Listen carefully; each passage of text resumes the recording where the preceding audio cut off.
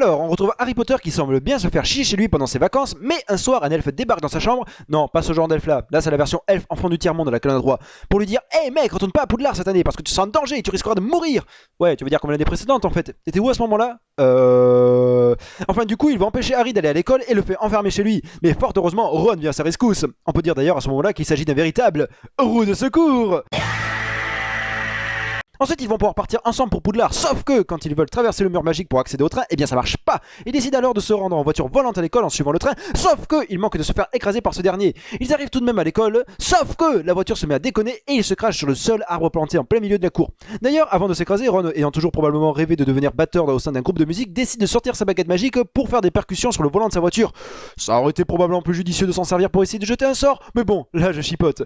Il s'écrase sur l'arbre, mais par miracle s'en sort indemne, sauf que il s'avère que c'est un arbre magique et qui du coup tente de massacrer Ron et Harry, mais ils parviennent à s'échapper, sauf que ils se font gauler par les profs et sont mis en retenue. Et bien on peut dire que l'année commence fort. Mais tout cela n'est qu'une mise en bouche, car cette année aussi ils vont être confrontés à une énigme bien plus picota que celle de l'année précédente. En effet, ils vont apprendre que l'un des fondateurs de l'école, Salazar Serpentard, s'est dit que ça serait super cool de construire une pièce secrète nommée la Chambre des Secrets.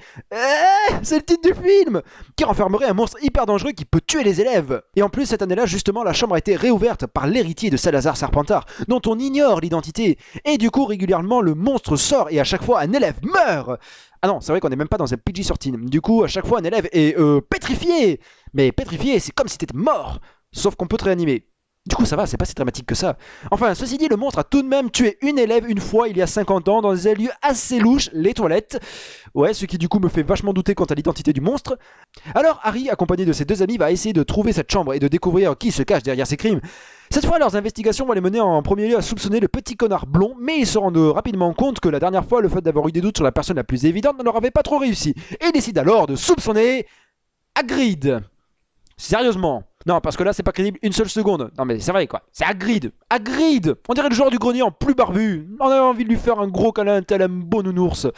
Enfin, ils accumulent les indices, mais malheureusement, l'enquête piétine. Et pendant ce temps-là, le monstre continue ses actes sans que personne ne parvienne à le stopper. D'autant plus qu'à un moment, la situation va vraiment devenir catastrophique, car l'une des victimes du monstre va être Hermione. Moment absolument terrible, tant pour les personnages au sein du film que pour les spectateurs, car à partir de ce moment-là, Hermione ne réapparaîtra qu'à la fin du film. En tout cas, pour moi, c'était terrible. Mais c'est surtout pour Harry et Ron que cela va être dur, car le fait de découvrir le fin mot de l'histoire est largement compromis sans elle. Et c'est d'ailleurs ce qui se passe, parce que franchement, leurs investigations vont vraiment stagner à partir de ce moment-là. Le seul truc qu'ils vont apprendre de concret, c'est que Hagrid n'est pas coupable. Non, sans déconner. Voilà, donc c'est la merde. Et en plus, apparemment, le fait que Hagrid puisse être coupable semble plausible, puisque celui-ci est envoyé en prison, sans même bénéficier d'un procès, de l'assistance d'un avocat, ou ne serait-ce même que d'une enquête. Ouais, apparemment, quand t'es un sorcier, les droits de la défense, tu peux vraiment t'asseoir dessus. Et même le directeur de l'école est renvoyé car il a été estimé qu'il n'était pas assez compétent pour régler le problème lié à la chambre des secrets. Et autant jusque-là, je trouve le raisonnement logique, mais alors autant j'ai du mal à comprendre pourquoi est-ce qu'ils n'ont pas prévu de remplaçant. Non, mais sérieux, parce que là, le renvoyer sans mettre quelqu'un derrière, ça n'a aucun intérêt.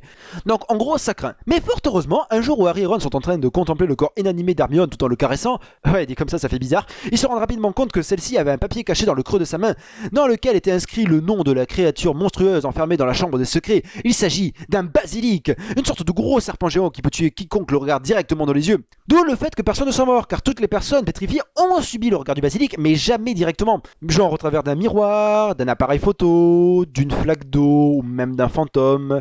Et en plus, film tout public oblige, le monstre géant n'a jamais pris la peine de dévorer ses victimes afin de ne laisser que leur carcasse derrière lui. Et d'ailleurs, comment Hermione a fait pour apprendre tout cela? En allant à la bibliothèque. C'est-à-dire qu'en fait, il suffisait juste d'ouvrir un bouquin pour découvrir quelle était l'identité de ce monstre inconnu depuis 1000 ans.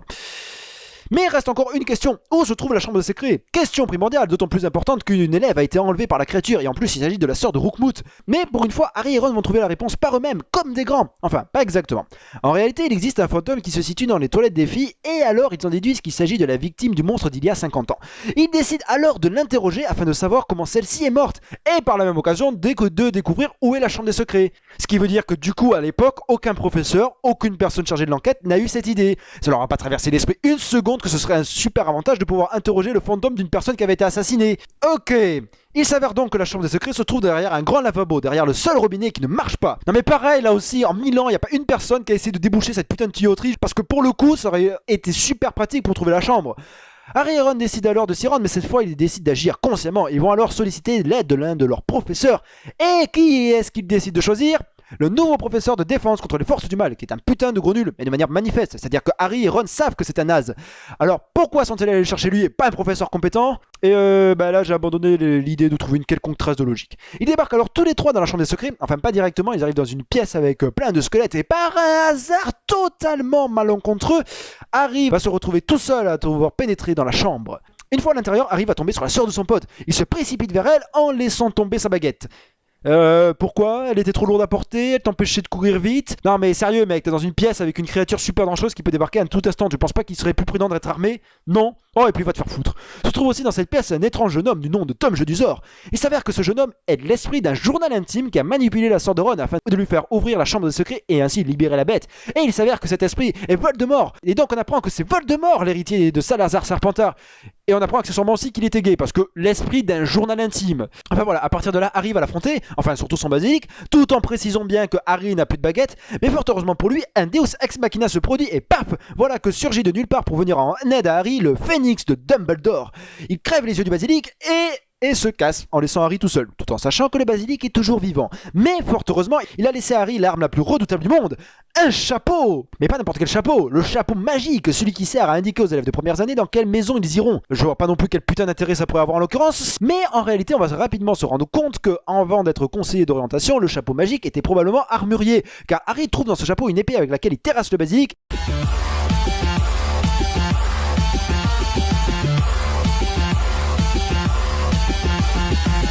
Et même qu'après, il détruit le journal intime et se débarrasse ainsi de l'esprit de Voldemort. Et ainsi, Harry, Ron et sa sœur retournent à l'école sains et saufs, le monstre est vaincu, le directeur de l'école a retrouvé sa place, les élèves pétrifiés reviennent à la vie, et même Hagrid revient de prison, et tout le monde l'applaudit.